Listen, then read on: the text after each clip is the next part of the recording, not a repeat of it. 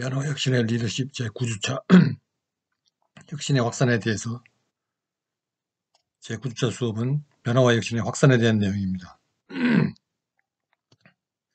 혁신이 만들어지면 이것이 널리 전파되어서 국가나 사회 또는 조직체가 변화해야 하는데 그러려면 이것이 확산되어야 합니다. 이건 마치 코로나 바이러스가 감염되어 확진을 받는 것과 유사한데 바이러스는 의료 안전을 위해 바이러스 확산은 억제되어야 하지만 혁신의 확산은 널리 퍼져서 확대되어야 효과가 있습니다. 오늘 수업은 먼저 에피소드를 하나 살펴보고 시작하겠습니다. 에피소드 주제는 여러 인사들의 리더십에 대한 발언입니다.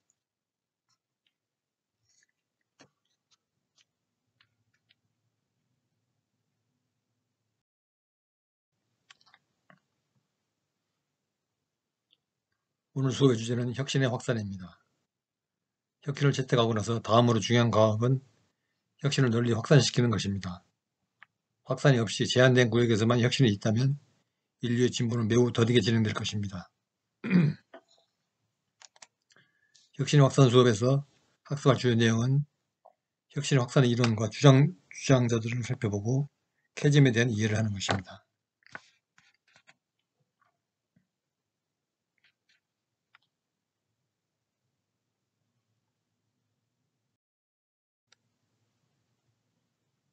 오늘 수업의 목적을 살펴보겠습니다. 다른 시간처럼 수업 전에 먼저 에피소드를 하나 살펴보고 시작하겠습니다. 그리고 오늘 수업의 주제인 변화의 확산, 확산의 과정, 확산과 사회 시스템의 역할, 그리고 혁신의 특징에 대해서 학습을 하도록 하겠습니다.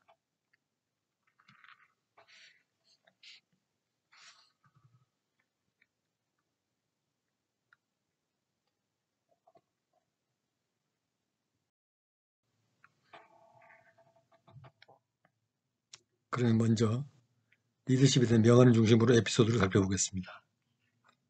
많은 사람들이 리더십에 대해서 이야기를 하였습니다. 이걸 한번 읽어본다면 리더십에 대한 간단한 개념을 머릿속에 넣는데 도움이 될 것으로 믿습니다.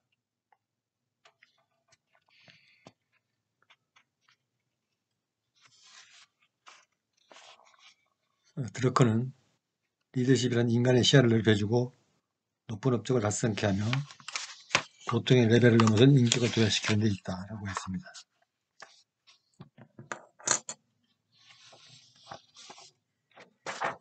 드러커는 20세기 최고의 경영학자입니다. 그가 마지막으로 남긴 유명한 경영자의 미래에 대한 언급은 앞으로 경영자는 회사를 자신이 관리하고 직원을 선발하는 게 아니라 직원들에 의해서 경영자가 선택되는 방식으로 운영될 것이라고 말했습니다. 우리의 일반적인 생각과는 정반대 차원에서 미래를 보고 있는 것이죠. 실제로 공공기관에서는 지금 하급자 평가라고 해서 고위급을 승진시킬 때 하급자의 평가 결과보다 활용하는 곳이 늘어나고 있습니다.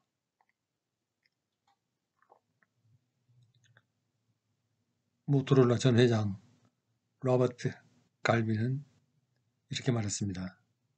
리더십이란 혼자 가기를 두려워하는 곳으로 사람들을 데리고 가는 것이다.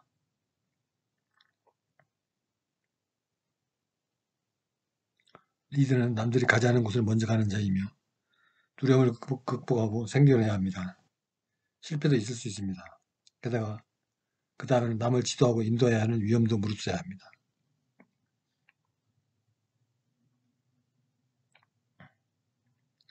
햄필과 쿤스는 리더십이란 집단으로 하여금 목적을 공유하도록 활동을 지휘하고 감독하는 사람들의 독특한 행동이다 라고 했습니다. 이 말은 우리가 리더십의 정의를 학습할 때 보았던 개념과 유사하죠. 조지 알 테리는 리더십이란 집단 목표의 달성을 위해서 자발적으로 노력하도록 사람들에게 영향을 끼치는 활동이다 라고 했습니다. 여기서 자발적이라는 말이 눈에 띕니다. 그렇죠? 리더십은 자발적인 활동을 전제로 하는 것이지 강압적이거나 위협적인 강요해야 하는 것은 아닙니다. 긍정적 강화법은 자발적 동기를 부여하기에 좋은 방법이지요. 로버트 탄넨바움은 리더십이란 커뮤니케이션의 과정을 통해서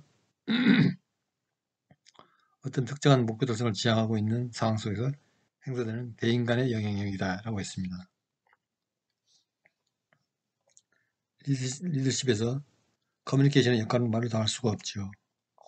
커뮤니케이션을 반드시 명시적일 필요가 없죠. 이해, 공감 등도 무언의 커뮤니케이션입니다.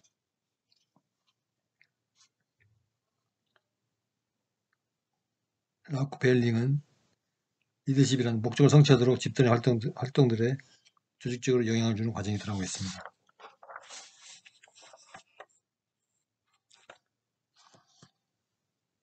여러 사람이 얘기를 했지만 이제 의미 있는 말은 로버트 켈빈 전 모토로라 회장의 말인 리더십이란 혼자 가기를 두려워하는 것으로 사람들을 데리고 가는 것이다 라는 말입니다. 이 말을 보면 리더는 쉬운 일이 아닙니다. 모두가 두려워하는 일을 혼자서 해야 하니까요.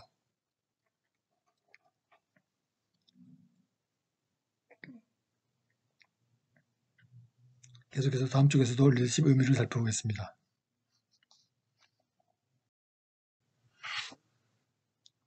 제임스 쿠제의 말입니다. 리더십은 자리가 아니라 그 과정이다.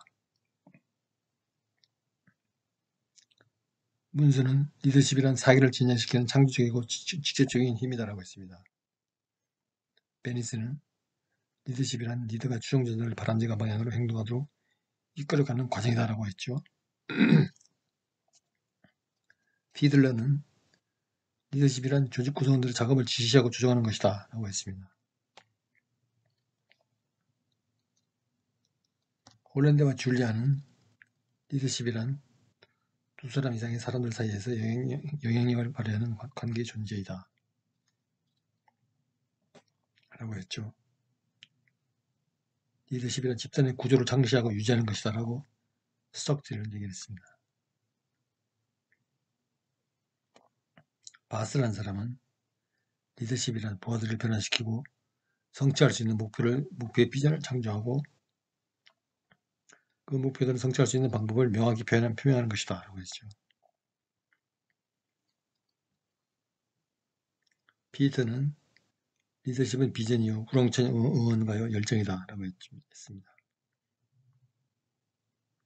캠벨은 리더십은 바람직한 기회를 창조하도록 자원들을 집중시키는 행위이다 라고 했죠. 보비는 리더십은 조직 목적을 달성하기 위해 타인들에게 영향력을 미치고 그들을 동기부여하는 능력이다 라고 했습니다. 이 중에 인상 깊은 말은 제임스 쿠제의 말입니다. 리더십은 자리가 아니라 그 과정이다. 어찌 보면 리더십은 지도자의 자리 같기도 하고 실제 그렇지만 변화와 혁신을 통해서 타인에게 영향을 주는 그 과정이라는 말이 인상적입니다. 또 하나 예를 들어보면 리더십은 비전이요 우렁찬 응원가요 열정이다라고 주장하는 피터의 말도 인상적입니다.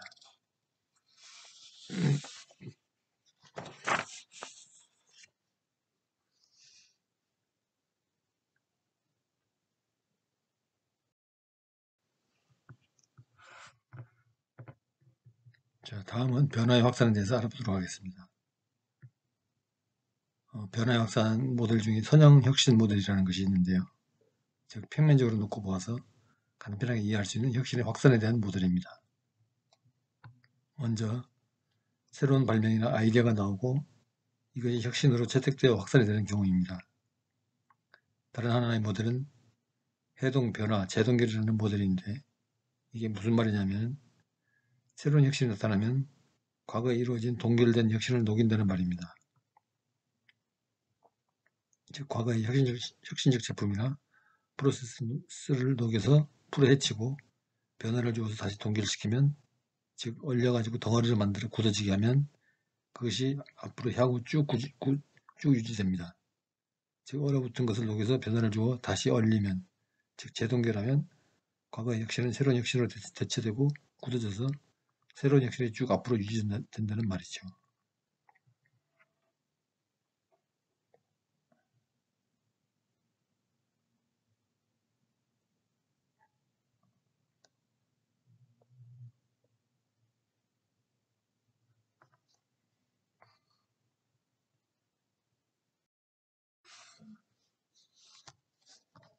그러면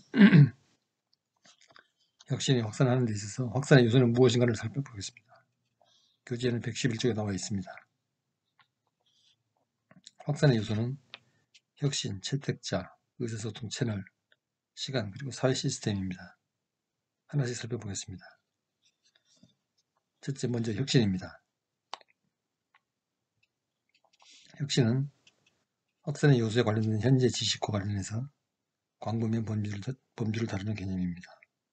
개인 또는 다른 채택 단위에 의해 새로운 것으로 인식되는 모든 아이디어, 제품, 실제 또는 대상을 모두 혁신으로 간주할 수 있습니다. 두 번째는 채택자입니다. 혁신의 채택자는 최소한의 분석 단위입니다. 대부분의 연구에서 채택자는 개인이지만 조직, 즉 기업, 학교, 병원 등을 포함한 소셜 네트워크 내의 클러스터 또는 국가일 수도 있습니다.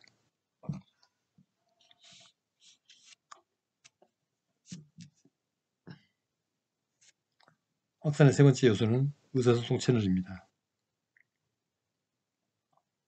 확산은 정의상 사람이나 조직 간에 발생합니다. 그런데 통신 채널을 사용하면 한 장치에서 다른 장치로 정보를 전송할 수 있습니다. 확산이 발생하기 위해서는 최소한 당사자 간의 의사소통 패턴 또는 기능을 설정해야 합니다. 이제 시간입니다. 혁신이 채택되려면 시간의 흐름이 필요합니다. 그것들은 아주 거의 짧은 시간 안에 순식간에는 채택되지 않습니다. 실제로 어떤 연구에서 보면 농민들이 마음에 드는 옥수수 종류를 채택하는데 10년이 넘게 걸렸고, 농민들은 옥수수를 채택 후에 몇 년 동안 새로운 옥수수에 자신의 노동의 일부를 할애했다고 합니다.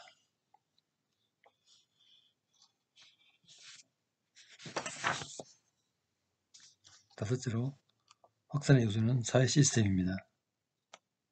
사회 시스템은 외부 영향과 내부 영향의 조합이라고 합니다.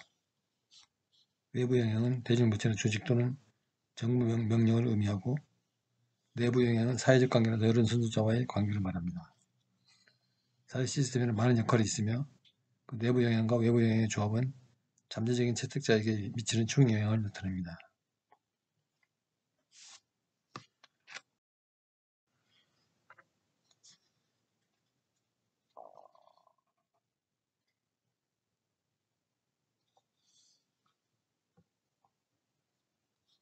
혁신의 확산 이론은 맨 처음 비주얼하게 보여주는 학자는 가브리엘 타데의 혁신의 S형 곡선입니다.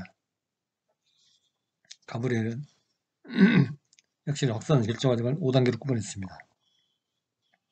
그것은 지식, 태도 형성, 채택 또는 거부 결정, 구현 및 사용, 결정의 확인입니다. 가브리엘이 정리한 확산의 S형 곡선을 그린 것 같은데, 왼쪽 첫 번째 곡선은 현재 기술을 보여줍니다. 두 번째 곡선은 현재 성장률은 낮지만 현재 기술을 능가해서 더 높은 수준의 성장으로 이어지는 새로운 기술을 보여줍니다. 두 곡선 다 S자 모형을 이루는데, 처음에는 조금씩 성장하다가 나중에는 최대한 포화 상태가 돼서 더 이상 성장하지 않고 고정된 직선형으로 되어버립니다.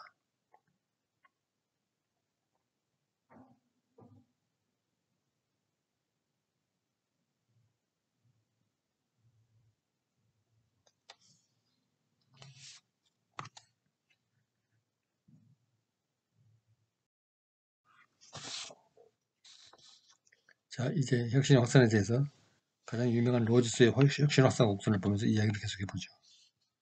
로저스에 의해서 1962년도 도입된 혁신 확산 모형은 새로운 기술 혹은 혁신이 시장에서 어떻게 수용되고 널리 퍼져나가는 것을 이론적으로 설명하는 모형입니다. 혁신이 스스로 채택하기 위해서는 혁신이 널리 채택되어야 합니다. 혁신이 채택되는 과정에 어느 시점에서 급격한 확산이 이루어지기 위해서 혁신의 확산 속도나 비율이 임계 질량에 도달하는 시점이 있습니다. 혁신을 채택하는 자의 범주는 혁신가, 초기 채택자, 초기 다수 채택자, 후기 다수 채택자, 그리고 후발주자가 있습니다. 이 그림에서 볼 수 있듯이 새로운 기술은 초기에 혁신가 혹은 초기 수용자들에게 전파되고 이후 다수로 전파되는 모습을 보입니다. 전기기관, 자동차, 전화 등이 이런 모습을 띠면서 시장에서 수용되었습니다. 실제 수리적으로 보면 이게 종모양의 곡선이 만들어지지는 않지만 계략적으로 구성되어서 보면 이렇다는 의미입니다. 이 그래프에서 약 2.5%를 차지하는 혁신가들을 살펴봅시다. 혁신가들은 기꺼이 위험을 감수하고 사회적 지위가 가장 높으며 재무 유동성이 있으며 사회적이며 과학적 출처와 가장 밀접한 접촉을 하고 다른 혁신가와 상호작용을 하고 있습니다. 그들의 위험 허용 능력은 궁극적으로 실패할 수도 있는 기술을 채택하도록 합니다. 금융자원은 이러한 실패를 흡수하는 데 도움이 됩니다.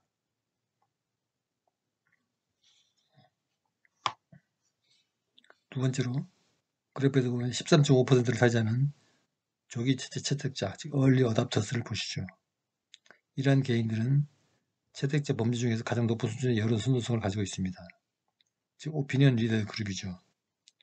조기 채택자는 사회적 지위, 재정 유동성, 고급 교육 수준이 높으며 후기 채택자보다 사회적으로 발전되어 있습니다. 그들은 혁신가보다 채택을 선호하는데 더 신중합니다. 그들은 적절한 의사소통 방식을 사용해서 핵심적 커뮤니케이션 위치를 유지하도록 지원합니다. 셋째로 34%를 차지하는 초기 다수, 즉 얼리 머저리티 그룹입니다. 그들은 혁신가들과 초기 채택자들보다 훨씬 더 긴 시간 후에 혁신을 채택합니다.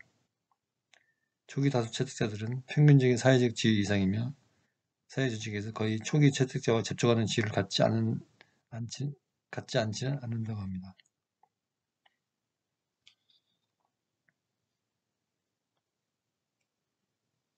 넷째로 역시 34%에 달하는 비중을 차지하는 후기 다수 채택자입니다. 그들은 평균적인 채택자들이 채택을 한 이후에 혁신을 채택합니다. 이 사람들은 높은 회의를 합니다. 즉 혁신을 접근하고 사회에서 대다수가 혁신을 채택한 후에 혁신을 접근합니다. 후기 대다수는 일반적으로 혁신에 대해서 회의적이며 평균 사회적 지위 미만, 그리고 재무 유동성이 거의 없으며 초기 다수와 후기 대다수 다른 사람들과 접촉하였으며 오피니언 리더와 접촉은 적은 편입니다. 마지막으로 16%를 차지하는 후발주자, 즉 레가스입니다. 그들은 혁신을 채택한 마지막 사람입니다. 이전 범죄 일부와 달리 이 범죄의 개인은 의견 리더십, 즉 여러 선수성이 거의 없거나 전혀 없습니다. 이러한 개인은 일반적으로 변화 대행자나 관리자를 혐오합니다.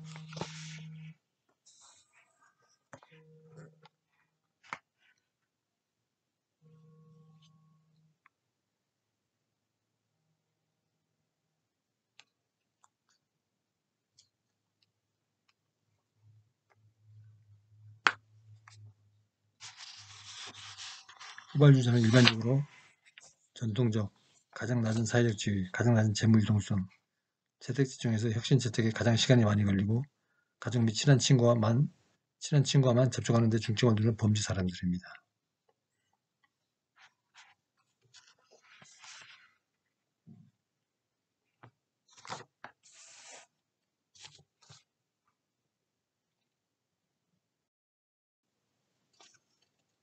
이번에 보여주는 그림은 누적적인 모습을 보여주는 혁신 수용 누적 그래프입니다. 혁신에 대한 수용을 시간 흐름에 맞춰서 누적된 형태를 보면 완만한 S자형 그래프를 띱니다. 그리고 신기술 혹은 혁신은 조기에 일부 수용자들에게만 전파되다가 기업체들에 보편화되면서 극기간 증가세를 보이다가 충분히 보급되면서 다시 완만한 모습을 보이게 되는 것입니다.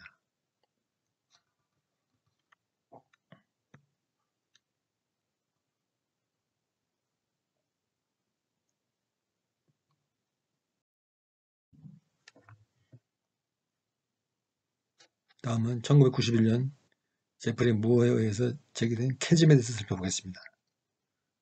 캐즘이란 원래 협곡을 뜻하는 단어였습니다. 제프리 무어는 이 단어를 신기술이 초기에 수용되는 모습을 보이다가 판매가 급감하고 시장에서 사라지는 현상을 설명하기 위해서 사용했습니다.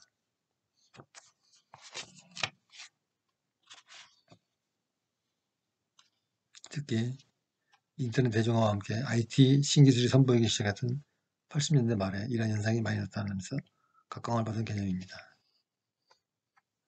캐즘이 나타나는 이유는 신기술이나 혁신에 열광하는 혁신가나 초기 수용층과 대중 간의 가치에 대한 관점이 다르기 때문입니다. 혁신가들이나 초기 수용층은 새로움에 열광하지만 대다수 소비자들은 새로움보다는 효용성이나 편리함 또는 자신들의 수준에 맞는 기술적 쓰임새, 가격이 맞다면 혁신이나 신기술이 캐점을 뛰어넘을 수 있을지 아닐지는 해봐야 알 수 있다는 결론밖에 없습니다. 그 누구도 다수 선택을 정확히 예측할 수 없으니까요. 캐점 이론을 보다 사회적 관점에서 보충한 이론이 있습니다. 바로 하이프 사이클 가설입니다.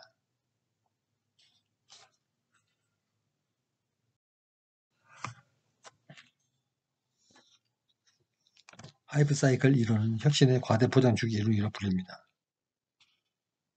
가트너가 1995년부터 기술에 대한 평가를 하면서 선보인 것이 신기술의 과대 포장 주기 이론입니다. 이 모형은 기존 혁신 확산 모형과 X축은 시간의 흐름으로 같지만 Y축은 수용자의 규모가 아니라 현실성, 즉 주로 언론이나 세간을 관심으로 해석한 것인 현실성으로 바라봅니다. 즉 사회적인 관심도로 인해 특정한 신기술이나 혁신이 과장된 형태로 부각된다고 보는 것입니다. 하지만 초기 혁신가들에게 수용된 이후 그 기술이나 혁신의 부정적인 측면이 드러나면서 급격하게 기술에 대한 비판이 제기되고 수용층은 감소하게 됩니다. 이 감소 현상은 앞서 설명드린 캐즘 현상으로 이해될 수 있죠. 하지만 여기서 끝이 아닙니다. 부정적인 평가에 대한 개선책이 계속 지속적으로 나오면서 어떤 기술이나 혁신들은 다시 그 가치를 재조명받고 시장에 다시 수용되기도 합니다. 가트너는 이 모형을 통해 매년 신기술이나 혁신에 대해서 평가를 하고 위 그래프상에 어디에 위치하는가를 발표합니다. 이를 통해 많은 기업들은 신기술에 대한 시장 내 위상을 파악하게 됩니다. 물론 이 모형에 대해서 여러 가지 비판이 제기되기도 합니다. 과연 이것을 순환주기로 볼 수 있는 것인지 아니면 그저 단순히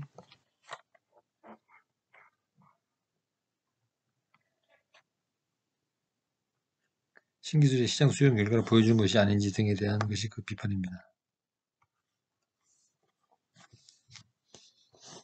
이런 개념적 모델들이 경영이나 마케팅에 접목될 때 반드시 주의해야 할 것이 있다고 하는데요. 그것은 새로운 것은 한순간에 이루어지지 않는다는 것입니다. 아이폰도 시장에서 두각을 나타내기 전까지 거의 3년 이상의 시간이 걸렸습니다. 개발 기간까지 더하면 거의 7년 정도 걸렸죠. 개인용 캡슐 커피 머신 네스프레소는 1980년대 초에 개발되었지만 실제 상용 제품은 1991년이었습니다. 사실 우리 주변의 많은 신기술과 혁신은 무수히 오랜 시간을 거쳐 시장성을 갖추고 시장에서 수용되기 시작합니다. 그런데 많은 기업들은 마치 신제품 하나 나오면 하루아침에 영광을 거머쥘 것으로 예상하곤 합니다.